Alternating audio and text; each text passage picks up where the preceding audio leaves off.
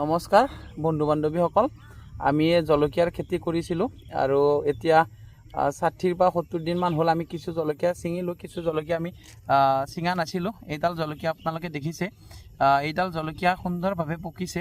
কিছুমান জলকীয়া পানীত উঠি মৰি গ'ল, কিন্তু কিছুমান জলকীয়া এতিয়াও আছে। যে গছকেইডাল আপোনালোকে দেখিলে গম পাব কি সুন্দৰকৈ জলকীয়া লাগিছে।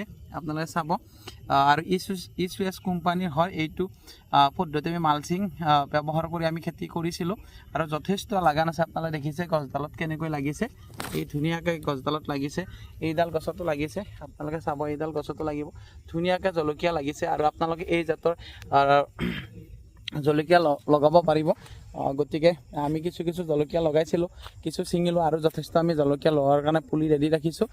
বন্ধুসকল, আপোনালোকে জলকীয়া খেতি এটা লাভৱান খেতি আৰু এতিয়া সময়ত জলকীয়া ওলাব পাৰে, যথেষ্ট জলকীয়াৰ লাভ ল'ব পাৰে।